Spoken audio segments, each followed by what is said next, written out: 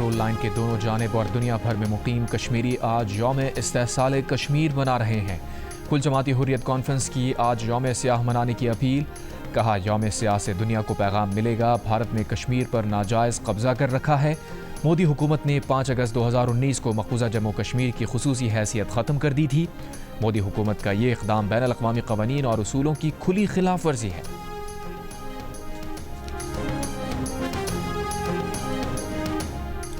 بھارت کی جارحیت کے تناظر میں اس سال کا یوم استحصال کشمیر غیر معمولی اہمیت اختیار کر گیا ہے۔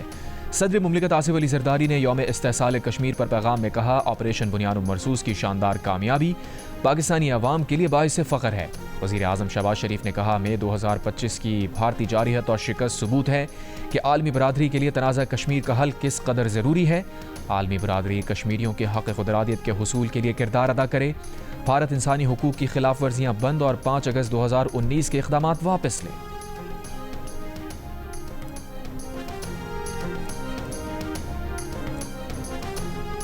افواج پاکستان کشمیریوں کے حق خود ارادیت کی جدوجہد کی حمایت کرتی ہے۔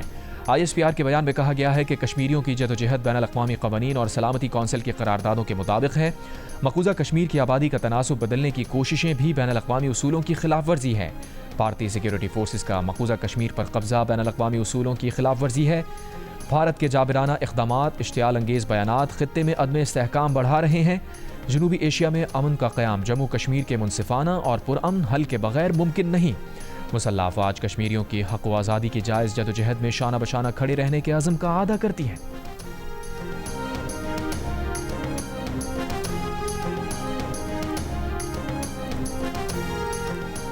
تحریک انصاف کی جانب سے اسلام آباد میں ممکنہ احتجاج کا معاملہ، ڈپٹی کمشنر اسلام آباد نے کہا، وفاقی دارالحکومت میں دفعہ 144 نافذ ہے۔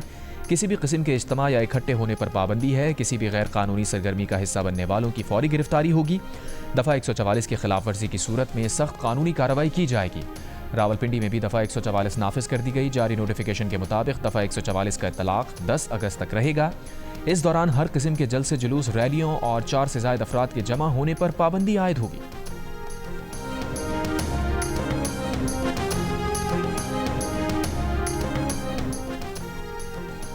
پاکستان تحریک انصاف کا اڈیالہ جیل کے باہر ممکنہ احتجاج، جیل حکام نے پنڈی پولیس سے اضافی سیکیورٹی مانگ لی۔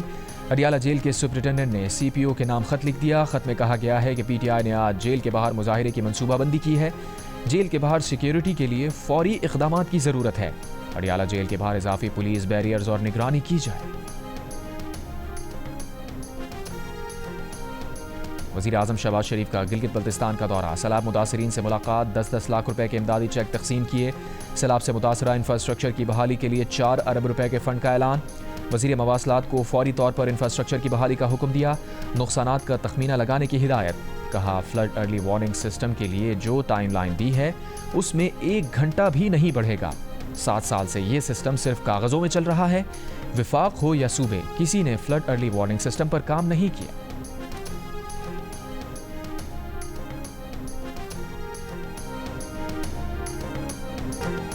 امریکی صدر ڈونلڈ ٹرمپ نے بھارت پر ٹیرف مزید بڑھانے کی دھمکی دے دی۔ کہا، بھارت روس سے بڑے پیمانے پر تیل خرید رہا ہے، اس کے بعد اسی تیل کو اوپن مارکیٹ میں بیچ کر بڑے بڑے منافع کما رہا تھا۔ بھارت کو کوئی پرواہ نہیں کہ روسی جنگ کی وجہ سے یوکرین میں کتنے زیادہ لوگ مارے جا رہے ہیں، اس لیے میں بھارت پر امریکی ٹیرف میں کافی زیادہ اضافہ کرنے جا رہا ہوں۔ امریکی صدر نے چند دن پہلے ہی بھارتی درآمدات پر 25% ٹیرف اور 1% جرمانہ عائد کرنے کا اعلان کیا تھا۔ ٹرمپ بھارتی معیشت کو مردہ معیشت بھی قرار دے چکے۔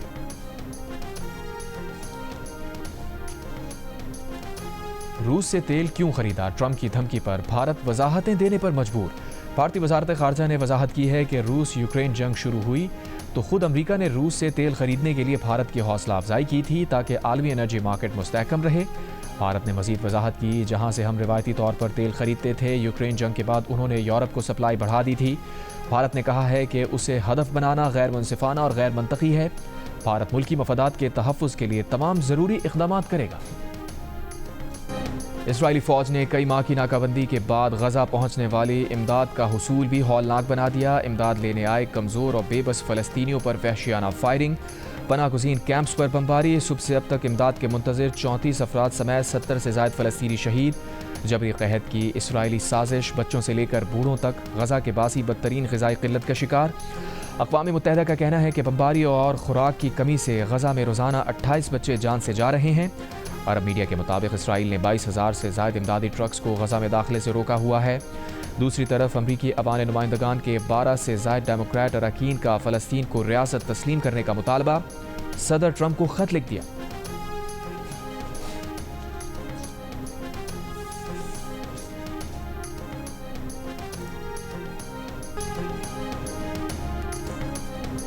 کراچی کے علاقے گلستان جوہر پہلوان بوٹ کے قریب فائرنگ سے 2 افراد جاں بحق، 3 زخمی۔ پولیس کے مطابق واقعہ ذاتی جھگڑے پر پیش آیا۔ ملزمان کار اور موٹر سائیکلوں پر سوار تھے۔ فائرنگ میں 1 سے زائد ہتھیاروں کا استعمال کیا گیا۔ واقعے کی جگہ سے 1 میگزین اور گولیوں کے کچھ خول ملے ہیں۔ اہل علاقہ کا احتجاج، ملزمان کی گرفتاری کا مطالبہ۔ وزیر داخلہ سندھ نے SSP ایسٹ سے تفصیلات طلب کر لی، ملزمان کو جلد گرفتار کرنے کی ہدایت۔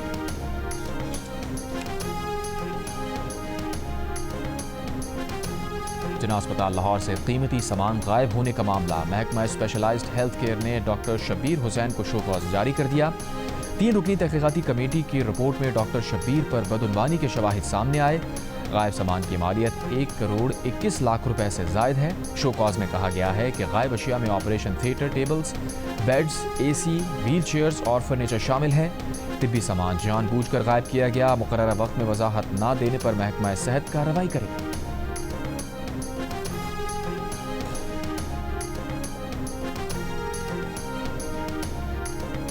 کراچی کے شاہ لطیف تھانے کے باہر فائرنگ سے 1 شخص ہلاک۔ پولیس ذرائع کا کہنا ہے کہ 2 افراد ایک شخص کو پکڑ کر تھانے لائے اور کہا یہ ڈاکو ہے۔ دونوں افراد کا مبینہ ڈاکو سے جھگڑا ہوا، اسی دوران گولی چلی جو مبینہ ڈاکو کو لگی۔ تھانے لانے والے عاطف اور شہباز کو حراست میں لے لیا گیا۔ شاہ لطیف پولیس اور SSP ملیر کے بیان میں تضاد۔ شاہ لطیف پولیس کا کہنا ہے کہ مبینہ ڈاکو کو گولی شاہ لطیف تھانے کے باہر لگی۔ SSP ملیر کا کہنا ہے کہ نامعلوم شخص کو گولی تھانے میں لگی۔ متحدہ عرب امارات میں شدید گرمی کی لہر جاری۔ ابوظہبی کے نزدیک سویحان کے علاقے میں درجہ حرارت 51.8 degree centigrade record. Dubai میں زیادہ سے زیادہ درجہ حرارت 45 degree centigrade record. Doctors کی دوپہر 2 سے شام 4 بجے تک دھوپ میں کام نہ کرنے کی ہدایت۔ گورنر سندھ کامران خان ٹسوری نے کہا ہے کہ 5 اگست 2019 کا دن کشمیری عوام پر بھارتی ظلم کا سیاہ باب ہے۔ پاکستان کشمیری عوام کی سیاسی، سفارتی اور اخلاقی حمایت جاری رکھے گا۔ یوم استحصال کشمیر پر سندھ کے سینئر وزیر شرجیل میمن نے کہا 5 اگست 2019 کا دن تاریخ کا سیاہ باب ہے۔ مودی سرکار نے مقبوضہ کشمیر کی خصوصی حیثیت ختم کر کے شب خون مارا۔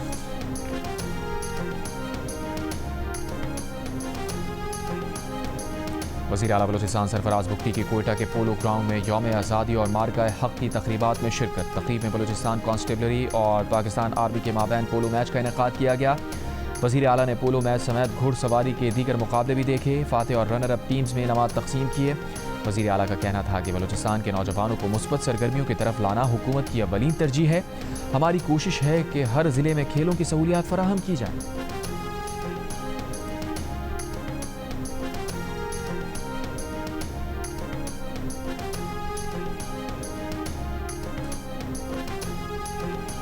گورنر سندھ کامران خان ٹسوری نے کہا ہے کہ بھارت سے جنگ جیتی ہے، خوشیاں کئی 100 گنا زیادہ ہیں جو ہم منا رہے ہیں۔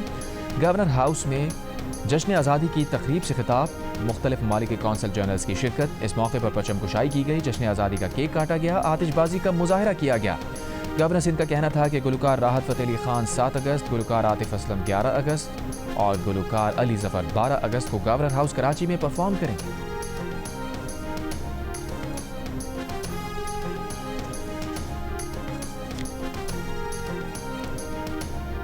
میر خلیل الرحمان فاؤنڈیشن اور برٹش ایشین ٹرسٹ کی مشترکہ مہم آؤ مل کر بات کریں نے ذہنی صحت کے شعبے میں اہم سنگ میل عبور کر لیا۔ مہم کے تحت ذہنی امراض کے علاج سے متعلق عالمی معیار کے مطابق ضابطہ اخلاق مرتب کیا گیا، جس پر وزیر صحت ڈاکٹر عذرا پچوہو نے دستخط کر دیے۔ ان کا کہنا تھا کہ اب وقت آ گیا ہے ذہنی صحت کو عام موضوع بنایا جائے، ضابطہ اخلاق پر عمل درآمد کے لیے جامع حکمت عملی بھی تیار کی جائے۔ اسرائیلی وزیر اعظم نیتن یاہو کے خلاف اسرائیلی شہریوں کا مقبوضہ بیت المقدس میں نیتن یاہو کے دفتر کے باہر مظاہرہ، غزہ میں فوری جنگ بندی اور یرغمالیوں کو واپس لانے کا مطالبہ۔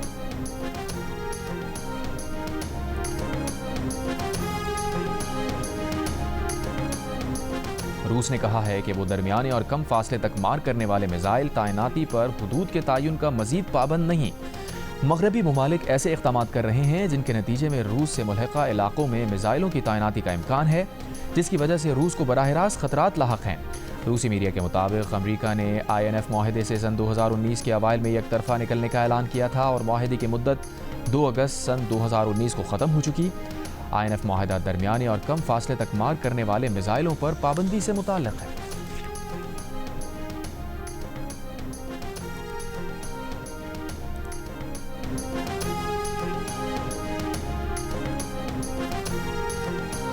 ایسوسی ایٹ انجینئرنگ کا ڈپلوما بیچلرز کی ڈگری کے مساوی ہونے کا وائرل نوٹیفیکیشن جعلی ہے۔ HEC نے جیو فیکٹ چیک کو تصدیق کر دی۔ جعلی نوٹیفیکیشن میں دعویٰ کیا گیا کہ ہائر ایجوکیشن کمیشن نے 3 سالہ ڈپلوما آف ایسوسی ایٹ انجینئرنگ کو بیچلر ڈگری کے مساوی قرار دیا ہے اور اس ڈپلوما کے حامل طلباء براہ راست ماسٹرز پروگرام میں داخلہ لے سکتے ہیں۔ جیو فیکٹ چیک کے مطابق جعلی نوٹیفیکیشن AI کے ذریعے بنایا گیا۔ Geo fact check social media پر پھیلی خبروں کی جانچ کا مؤثر پلیٹ فارم ہے۔ کسی بھی خبر کی حقیقت جاننے کے لیے جیو فیکٹ چیک سے رابطہ کیا جا سکتا ہے۔ فیک نیوز سے چھٹکارا پا کر جیو۔